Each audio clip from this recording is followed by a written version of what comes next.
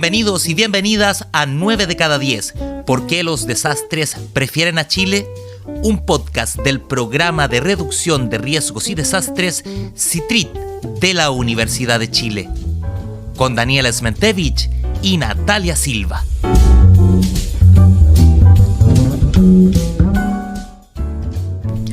Hola, hola, bienvenidos y bienvenidas a este cuarto capítulo de 9 de cada 10, porque los desastres prefieren Chile, un podcast dedicado exclusivamente para hablar, compartir y entregar información sobre la prevención de riesgo de desastres. Soy Daniela Smentevich y estoy junto a la gran Nati Silva. ¿Cómo estás, Nati? Hola, Dani, un gusto como siempre ya en este cuarto encuentro. Un saludo a todos quienes nos escuchan en este podcast. Tenemos hartas novedades para el día de hoy, para ir cerrando también el año con algunas noticias. Justamente han pasado muchas cosas. Estamos de hecho al lunes siguiente después del plebiscito de aprobación de la Constitución y estamos como estábamos antes.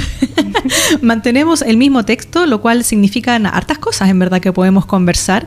También a nivel internacional han pasado noticias, ¿verdad, Nati? Así es.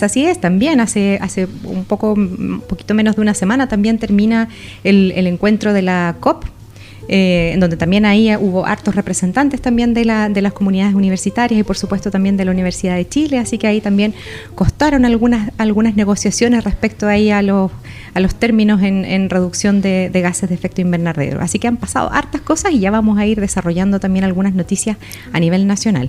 Justamente. Bueno, a nivel ya sobre cambio climático, estamos todos en el modo adaptación. Está haciendo muchísimo calor, por lo menos aquí en Santiago de Chile, donde nos encontramos nosotras. Y bueno, va a haber que saber adaptarse también. Así es. No queda de otra. Vamos a tener que caminar y mascar chicle al mismo tiempo, reducir gases de efecto invernadero y adaptarnos. Pero vamos que se puede. Oye, Nati, hablemos un poquito de la Constitución. No sé si tú recuerdas que hace ya casi 2 años CITRID hizo un proceso de cabildos. Fuimos uno de los primeros programas de la Universidad de Chile que empezó con las consultas públicas para hacer un aporte al primer proceso constitucional y sacamos un texto. ¿Te recuerdas el nombre? Así estaba mirando, voy a hacer trampa porque la verdad que no lo recordaba, pero lo tengo en mi mano. Muy bien. Se llama Documento Constituyente, Reducción del Riesgo de Desastres y la Nueva Constitución hacia una perspectiva pública y transdisciplinar. Justamente, ese texto lo pueden encontrar en nuestra página web. Los invitamos a revisar nuestra página web y nuestras redes sociales y está ahí muy bonito, está muy lindo y la verdad que hicimos mucho trabajo y aun cuando han pasado tantas cosas, ¿no?, con el proceso, de todas maneras los aportes que se hicieron de distintos lados de la sociedad civil son interesantes, se pueden tomar en consideración, se pueden adaptar al texto con el cual nos vamos a quedar, al parecer, por lo menos en el mediano plazo. Y uno de los temas que hablamos mucho dentro de esta discusión eran los estados de excepción constitucional.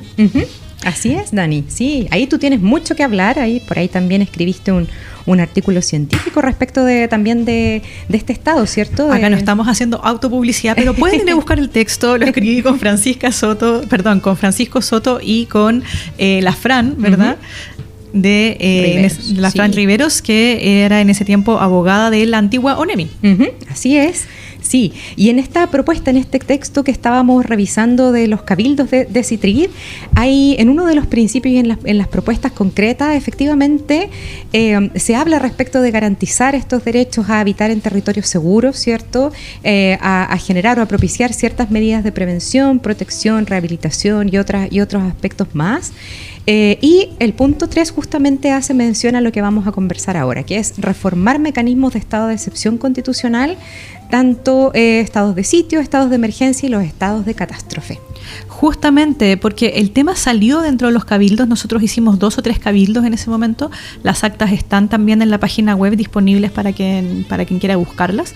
Y se conversó sobre el artículo 41 de nuestra actual Constitución, que justamente habla del estado de catástrofe, y de la ley 18.415, que regula con más detalle los estados de excepción constitucional. Y lo que se planteaba en ese tiempo era que habría que repensar este concepto de defensa o de seguridad nacional, ¿no? Para ya hablar más de seguridad humana, no tanto una defensa exclusivamente pensada en enemigos externos, sino en los problemas que se tienen a nivel local y que puedan afectar el ejercicio de tus derechos humanos en el territorio nacional. Y también había bastante consenso de la necesidad de contar con la participación de Fuerzas Armadas, y como las Fuerzas Armadas justamente están dedicadas a la defensa, era necesario darle una nueva vuelta a qué es lo que vamos a entender por defensa, ¿no? Y esa es una discusión que también dentro de las Fuerzas Armadas ya está bastante desarrollada, y dentro del trabajo que nosotros hicimos en estos cabildos de CITRIT se resurgió este concepto, que no es nuevo, sobre seguridad humana y la importancia de garantizar también dentro del suelo nacional que las personas puedan disfrutar de sus derechos con tranquilidad, con seguridad justamente, y que no tengas miedo que va a venir un aluvión y te va a llevar la casa, o que va a venir una crecida de agua y de repente se te puede llevar tu auto, o tal vez a tus propios familiares, una crecida de río incontrolada. Entonces se unían, ¿no?, estos elementos de protección a los derechos humanos y de gestión de riesgo de desastre, entendiendo claramente la gestión de riesgo de desastre como una estrategia para proteger los derechos humanos. Exactamente, Dani. Ahí te quiero llevar también a otro hito que sucede obviamente también a nivel mundial. El 10 de diciembre, recién hace un poquito más de una semana, se conmemora el Día de los Derechos Humanos, la protección, la promoción, el resguardo de los derechos humanos. Justamente. Y ambas fuimos entrevistadas por un pequeño equipo desde el Instituto Nacional de Derechos Humanos. Es que somos tan populares, ¿no? Hace poquito se lanza también este nuevo Plan Anual de Derechos Humanos, y tiene un capítulo especial dedicado a los derechos humanos en contextos de desastre, ¿cierto? Claro. Por ahí quizás podemos comentar también y conversar respecto de cuál es este vínculo que tú estás mencionando, que existe también y está plasmado tanto en la política y estrategia nacional de reducción de riesgo de desastre y en el plan de acción de derechos humanos que tiene Chile ya hace algunos años. Justamente es porque hay que entender a los derechos humanos no como algo que está escrito en un texto de oro y lejano, sino algo que tiene que implementarse y aplicarse en la vida cotidiana de todos nosotros. Tenemos que trabajar por operativizar estos derechos humanos, por hacerlos, por defenderlos, por promoverlos, por garantizarlos, y en ese sentido las estrategias de reducción de riesgo de desastre ayudan justamente a proteger la vida, a proteger la propiedad, a proteger la vivienda adecuada, a proteger y garantizar tu derecho a la salud. Entonces hay que tener una visión bien transversal de esto, porque no sé si te pasa que a veces lo asocian únicamente con la emergencia, ¿no? Exacto. Como que hay que proteger los derechos humanos de las personas en emergencia. Y sí, conforme, eso es así, pero también hay que tener una visión preventiva para evitar poner en peligro esos derechos humanos en la medida de lo posible. Dani, tú tocaste un punto que es súper relevante y que me acuerdo que también se lo comentamos a nuestros colegas que aprovechamos de saludar ahí del INDH. Hola, hola. Respecto de justamente cuán foco y cuánta atención se coloca, y con mucha justificación, por cierto, en respuesta y recuperación, ¿cierto? Que parecen ser los contextos en donde pudieran verse mayormente vulnerados ciertos derechos humanos, derechos individuales, pero también es importante, como tú bien dices, poner este foco en la preparación, en cómo consideramos sujetos de derecho, en los enfoques de derecho, enfoques de género, interseccionales y otros que también tienen que ir de la mano con la gestión de riesgo de desastres, y a veces parecen poco visibles, y ahí Chile... Claro, parece que fueran cosas bien lejanas, muy como que cuesta un poco materializarlas, ¿cierto? Y ahí Chile, ONEMI, Senapred y el sistema en general también ha avanzado con ayuda también, con cooperación de estándares internacionales en algunas medidas súper concretas. Dani, ¿te acuerdas que hace algunos años, por ejemplo, los kits de aseo, los kits de higiene personal no contaban con enfoque de género, por lo tanto las no mujeres, habían toallitas higiénicas, no habían pastillas anticonceptivas, ese tipo de cosas que una necesita. Exactamente, y en eso se ha avanzado mucho en estos rangos etarios, en tratar de cautelar, digamos, todos los derechos y las necesidades de los más pequeños, de los adultos mayores, etcétera, y en consideraciones no solo en respuesta, como hemos dicho, sino que también en ámbitos, por ejemplo, cuando las comunidades tienen que ser relocalizadas, desplazadas, o incluso en albergues también, etcétera. Esto es muy transversal, incluso en preparaciones para simulacros, por ejemplo, considerar las diferencias de los grupos etarios, etcétera. Bueno, ahí podríamos hablar. Eso que tú mencionas es muy interesante porque al momento de ocurrir un evento, la población está en mucha vulnerabilidad, ¿no? Y no solamente vulnerabilidad individual, sino que también hay una vulnerabilidad de las instituciones democráticas. Uh-huh.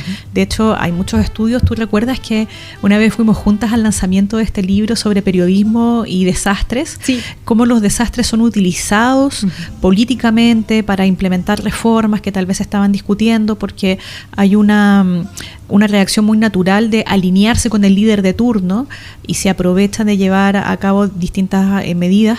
Una de ellas puede ser la relocalización de la población, ¿no? Tal vez algo que en una situación donde no hubiera una emergencia sería mucho más discutido, masticado, conversado por las instituciones democráticas, a veces se impone de manera muy abrupta, por no decir media bruta, ¿ya?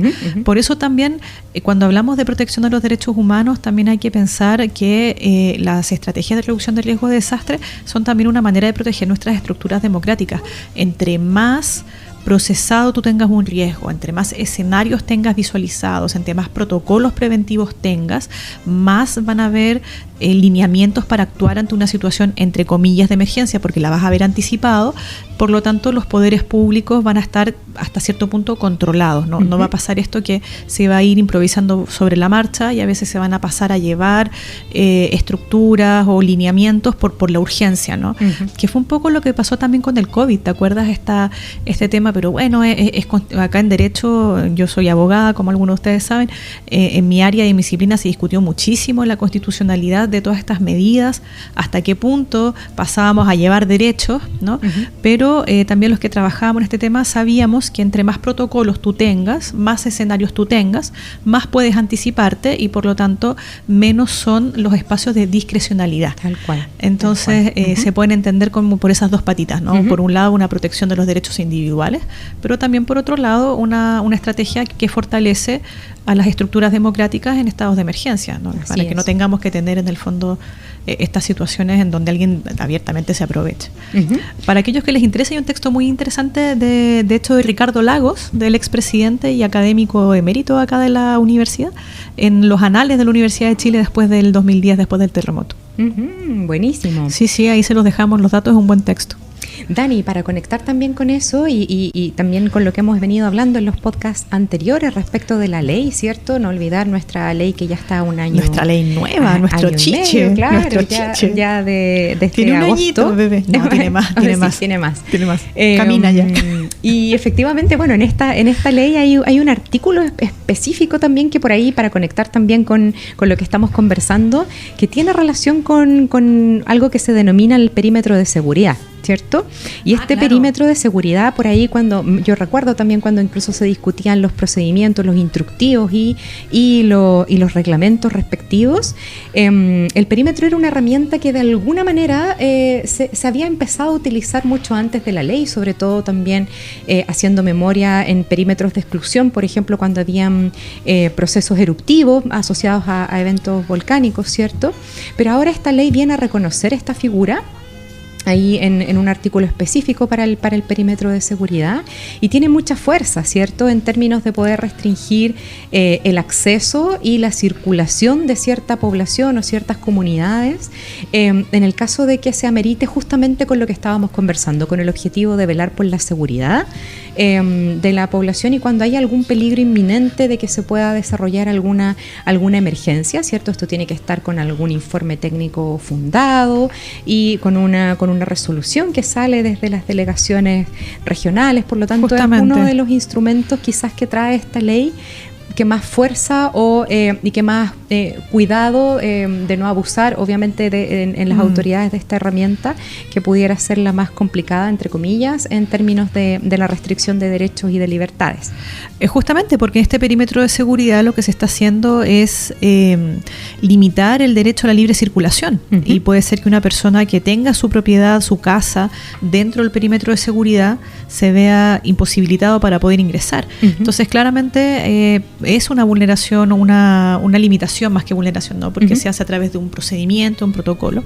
Entonces, claro, entre más tú tengas mapas de amenaza respecto de ese territorio, conozcas cómo se puede llegar a comportar un determinado evento y sobre todo tengas distintos escenarios, y hagas educación en virtud de esa información, las personas más van a comprender qué es lo que es este perímetro de seguridad. Porque al final también hay un tema de comunicación, ¿no? De si una autoridad a mí me llegara y me dijera un día para otro, no, este es perímetro de seguridad y salte, yo me resistiría, o sea, no sé tú. Sí, claro. Me resistiría, sobre todo si tengo mis cosas, mis animales, mi casa. Por supuesto. Dani, y es súper, lo que tú estás mencionando es súper, o sea, para poner un caso muy concreto e ir avanzando también en nuestra pauta del día de hoy. Efectivamente, todos recordarán lo que ha pasado con los socavones ahí en un complejo residencial, ¿cierto? Ahí en el límite entre Concón y Viña del Mar.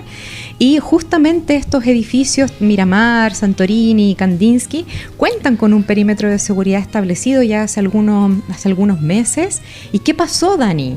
Entraron a robar. No. Entraron a robar y ahí los propietarios también, los pocos que también ya habían sido evacuados, ¿cierto? Por parte de las autoridades. Está este perímetro que se supone está permanentemente custodiado también por carabineros y otras personal, digamos, de emergencia, y han entrado a robar alguna de las torres, extrayendo obviamente algunas propiedades de los departamentos que estaban siendo desalojados. Qué pena, o sea, ya estás vulnerado por la situación y más encima te entran a robar. Sí, así que ahí también ir mirando en el fondo cómo estos instrumentos legales que están establecidos por ley para el Sistema Nacional de Prevención y Respuesta ante Desastres, como también se van cobrando fuerza de facto, ¿cierto? Porque claro, una cosa es el papel y que el artículo o que los instructivos y los reglamentos lo definan, pero otra cosa también es muy importante es ver cómo estos instrumentos tensionan a los sistemas para poder hacer resguardo de este mismo perímetro. Claro, por ahí me acuerdo un caso cuando son áreas geográficas muy extensas y no tan urbanas, por ejemplo, ¿cómo uno logra generar resguardo en todos los puntos que podrían servir de acceso o de egreso, digamos? Es casi imposible poner un batallón de personas, claro, por 24/7 en zonas casi fronterizas en algunos casos, pensando. Entonces es bien difícil el cómo se logra implementar, qué recursos humanos también requieres para hacer este control y este monitoreo de este perímetro de seguridad que permita efectivamente cautelar el resguardo, digamos, de esta población o de lo que se quiera resguardar ante una amenaza. Para las personas que nos estén escuchando, estamos hablando justamente de los perímetros de seguridad que están en el artículo 38 de la ley 21.364. Entonces, este artículo está dentro del tema de sistemas de alerta, monitoreo y comunicaciones.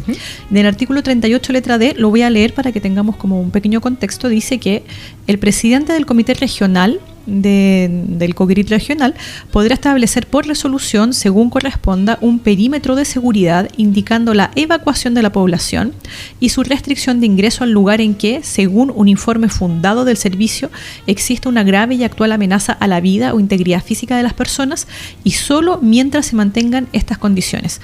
Entonces, es una resolución que tiene que estar claramente fundada.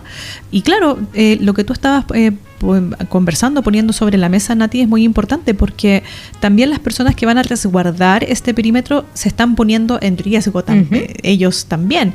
Entonces, ¿cuánto personal, qué conocimiento van a tener que tener? Porque claro, tienen que también implementar medidas de autocuidado.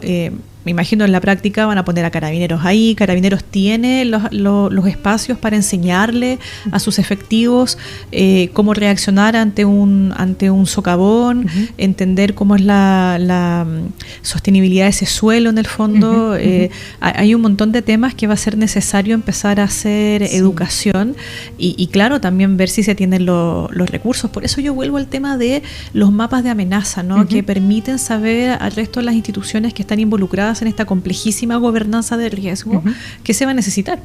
Porque ya, si tienes un volcán, por ejemplo, estos podrían ser los lugares que van a tener que ser declarados como perímetros de seguridad, cuántas personas se va a necesitar para poder monitorear esta situación, o también el reemplazo a veces del personal por tecnología. Exacto. Tal vez si hubiéramos tenido cámaras o drones, o se hubieran puesto alguna forma de vigilancia electrónica para no tener a la persona ahí. Son varias aristas. Son varias aristas, sí. Y también yo me recordaba por el tema del robo que estabas comentando, los saqueos que vienen después de cada evento. Que uno se escandaliza mucho, que habla muy mal de algunas personas, pero lamentablemente son bastante comunes después de un evento. Y eso se ve históricamente. Si uno estudia los desastres a lo largo del tiempo, siempre hay escenarios de saqueo, porque ante una relajación del control viene el aprovechamiento. Ese dicho de las abuelitas es tan buena, la ocasión hacia el ladrón. Si eso es lo que pasa. Así es. Se abren muchas ocasiones con un desastre. Así es, Dani, sí. Y ahí reforzar la segunda idea que tú planteaste también. Evitar este concepto que también a veces se usa mucho en los medios de comunicación, el famoso turismo del desastre, ¿cierto? Uy, verdad, sí. Pasa en las marejadas, pasa ahora en los socavones. Ahí teníamos a mucha gente colgando ahí de las laderas ahí del campo dunar, mirando, tomando fotografías. Evitar, ojalá que la población asuma esas conductas riesgosas, muy innecesarias. Muy morbosas. Morbosas, por cierto, también innecesarias. Se ponen en riesgo completamente de manera voluntaria y también obviamente sobreexigen a los organismos que están obviamente tratando de resguardar estos perímetros de seguridad, que justamente es para eso, es para evitar que tengamos acontecimientos derivados de ya una emergencia que está en curso. Claro. Bueno, qué rabia sería, por ejemplo, que tal vez alguna persona que está cuidando, algún miembro de alguna institución, sufre algún accidente por andar sacando un curioso que morbosamente está, o para sacarse la selfie, claro, por ejemplo. Claro, nos pasa mucho, son marejadas en borde costero, ahí hay harta experiencia, entre comillas, lamentable, de la cual tenemos que aprender y sobre todo educar a nuestros hijos, a los más pequeñitos, ¿cierto? Que vean en nosotros conductas, porque ellos aprenden viendo nuestro comportamiento. Entonces eso es muy, muy importante. Sí. Acá hacemos un llamado al autocuidado. Por favor, si usted ve un evento, puede ser muy espectacular, pero no se acerque a sacar fotografías, no se acerque a sacar una selfie. La verdad que puede generar mucho daño y no todo tiene por qué estar en redes sociales tampoco. Claro. Acá esto es una línea editorial personal, no marca la línea editorial del programa. Visite nuestras redes sociales, por favor. Sí, no es necesario, para nada. Sí. Así que, Dani, ya que estamos haciendo algunos recuentos muy, muy, muy generales en términos de las grandes emergencias que han marcado este año. Uy, sí, porque han pasado tantas cosas este año. Sí, ya hablamos un poquito de este socavón que está ahí, también hay una cantidad, una larga fila de demandas y de acusaciones que están ahí por verse, digamos, y esto quizás va a demorar varios meses, años, efectivamente. Así que, bueno, ese ha sido uno bien mediático, este tema de estos socavones que afectaron ahí a estos edificios en el límite entre Concón y Reñaca, específicamente en la comuna de Viña del Mar. Tuvimos incendios también a principios de este año. A principios y hace poquito también. Sí, ha vuelto el verano. Sí, todo este tema que también hablábamos hace algún tiempo de la, comillas, temporada de incendios forestales. Esa temporada ya básicamente ya perdió inicio y fin, ya es básicamente puede ser todo el año manifestarse. Es ahí cierto. También volvemos a hacer un llamado, sobre todo en este periodo estival.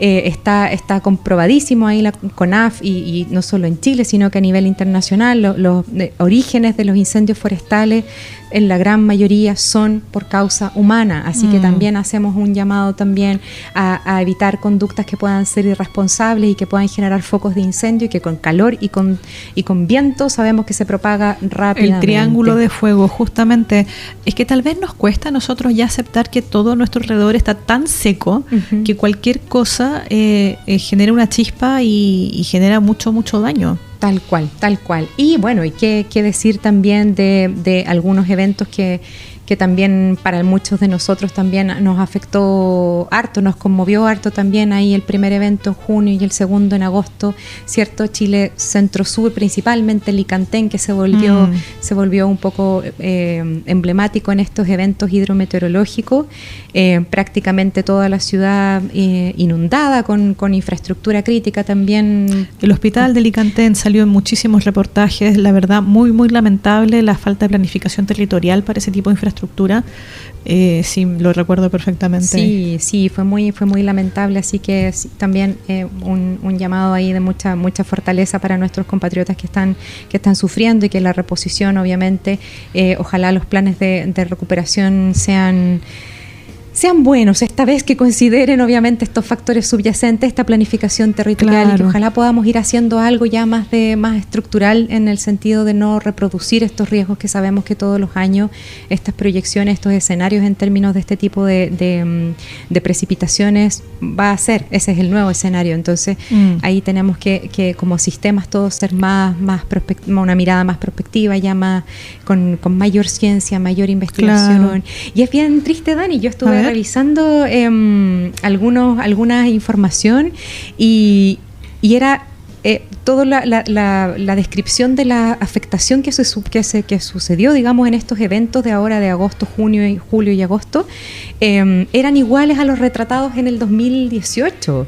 La misma estación de monitoreo que se pierde, el mismo hospital inundado. Entonces sigue pareciendo que no hemos resuelto las causas, obviamente, de base de estas comunidades que siguen siendo afectadas, y que siguen fallando algunas cosas que también están siendo declaradas en los mismos planes de reducción de riesgo de desastres, pero que parece ser que no pasan de lo declarativo. Entonces ahí tenemos que hacer el esfuerzo de hacer la inversión, seguimiento, evaluar, involucrar a las comunidades, pensar en estas planificaciones. Pensar diferente, ¿verdad?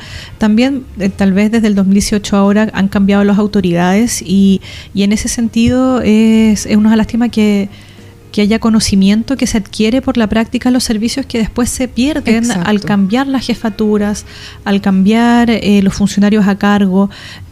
Ahí se tiene que hacer un llamado a las organizaciones políticas, ¿no? En la preocupación de la formación de sus cuadros, en los antecedentes que se dejan para los sucesores. Sí.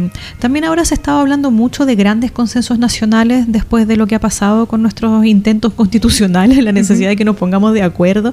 Esta es una de las cosas en las cuales yo creo que podemos lograr gran consenso.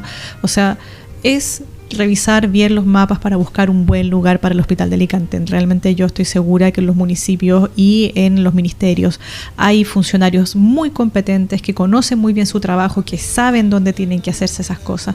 Así que a escuchar también a esos funcionarios que están muchas veces muy comprometidos con su función, y a veces por estos malos entendidos, por esta falta de comunicación con jefaturas tal vez de carácter más política, no logran ejecutarse cosas que se necesitan. Sí, totalmente de acuerdo, Dani. Yo creo que Chile ha avanzado bastante. Hace un par de décadas, yo creo que gran cantidad de los planes y de los pocos planes en términos de reducción de riesgo que habían, sí podíamos decir que no habían antecedentes, que muchas veces no habían diagnósticos, no habían estudios de riesgo, no había mucho trabajo comunitario. Sí, yo creo que sí, efectivamente, pero ya esa realidad es muy distinta ahora. Claro.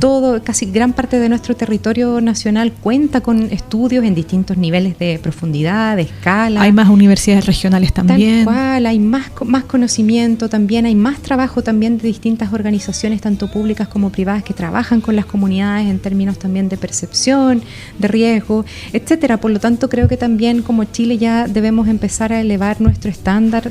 Tenemos que empezar también a exigir que esta planificación y estos instrumentos diversos que tiene la ley 21.364, y no solo esta ley, ya hay que entender que también esta ley es parte de una trama más grande. Exacto. Interpretación integrada, por favor. Exacto, con todos los otros instrumentos de planificación territorial, con los instrumentos de inversión, con los instrumentos de muchos. Estábamos ahí conversando, por ejemplo, el Sistema Nacional de Inversiones que tiene el Ministerio de Desarrollo Social y Familia, en donde también evalúan el riesgo de desastre, etcétera.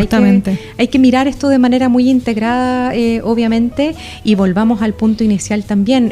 Las personas con las cuales se van a recuperar después de un desastre y con las cuales respondemos no son sujetos de asistencialismo, son sujetos de derecho, para los cuales también hay que considerar obviamente también sus realidades, dotarlos de capacidades, hay que considerarlos en todo el ciclo de vida, digamos, de estos planes, no solo desde la evaluación ex post, sino que por supuesto desde su diseño.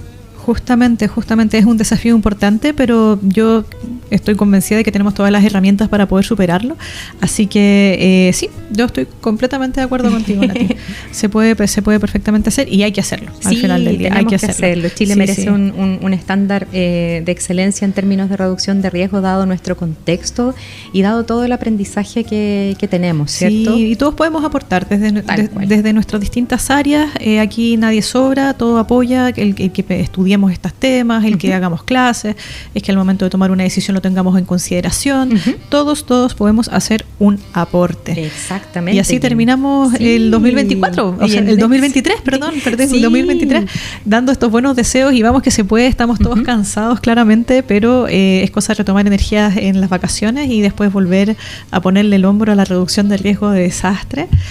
Nosotros por nuestra parte también les tenemos algunas sorpresas para nuestro próximo capítulo, ¿verdad, Nati? Sí, esperamos también en estas siguientes versiones que vamos a tener de podcast ahí en Spotify, ir integrando también a nuevas voces, ¿cierto? Sí. Visitas, invitados, especialistas en algunas temáticas, e ir complementando este podcast con los otros medios de comunicación que también CITRID ha estado estrenando, ¿cierto? Justamente, página web, Instagram, por favor, nos buscan por ahí. También las páginas web de las distintas facultades de la universidad que estudian desde sus respectivas disciplinas temáticas de reducción de riesgo de desastre, la Facultad de Arquitectura y Urbanismo con sus diplomados y sus magíster, la Facultad de Ciencias Físicas y Matemáticas, la Facultad de Ciencias Forestales y Conservación de Naturaleza.